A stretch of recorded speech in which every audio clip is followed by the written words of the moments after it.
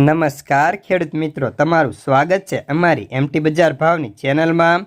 તો મિત્રો, આજના આ વિડીયોની અંદર આપણે નવા ઘઉંની સંપૂર્ણ માહિતી મેળવશું, જેમાં નવા ઘઉંના બજારની સ્થિતિ, હાલ ખેડૂતોને ભાવ કેવા મળી રહ્યા છે, સાથે જ ભાવ આગામી સમયમાં વધશે કે ઘટશે તેની સંપૂર્ણ માહિતી વિગતવાર મેળવશું। તો ખાસ કરી વિડીયો પૂરો જોજો ને ચેનલમાં નવા હોય તો સબસ્ક્રાઈબ કરી નાખજો।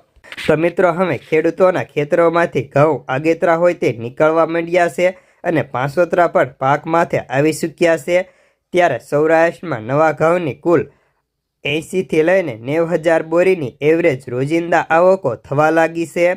સામે ઘઉંની બજારમાં ટૂંકા ગાળા માટે ભાવ સ્ટેબલ નરમ રહ્યા હતા, જ્યારે સૌરાષ્ટ્રમાં નવા ઘઉંની આવકો હવે વધવા લાગી છે અને સામે સ્ટોકિસ્ટોની પણ થોડી લેવાયેલી હોવાથી બજારને ટેકો મળી રહ્યો છે। પરંતુ આજે ઓલ ઓવર બજારમાં મિલ ડિલિવરીના ભાવ 50 રૂપિયા જેવા નીકળી ગયા હતા।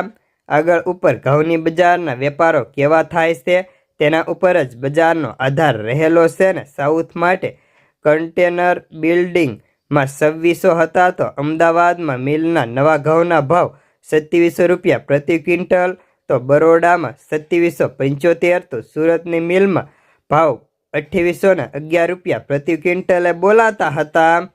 જ્યારે અત્યારે લગભગ યાર્ડની અંદર 10થી લઈને 15,000 કટ્ટા સુધીની આવકો થવા લાગી હતી। જ્યારે વાત કરીએ તો મિલબર ક્વોલિટીમાં 495થી લઈને 498 રૂપિયા, ત્યારે એવરેજમાં 498થી 510, સારી ક્વોલિટીમાં 510થી 550, તો ઊંચા માલમાં 550થી 630 રૂપિયા સુધીના પ્રતિ 20 કિલોના ભાવ થતા હતા। ત્યારે હવે વિવિધ માર્કેટમાં અત્યારે ભાવ કેવા છે તેની વાત કરી લઈએ। તો જ્યારે વિદેશ બજારની વાત કરીએ તો વિશ્વમાં ઘઉંની બજારમાં ભાવમાં સુધારો થયો હતો।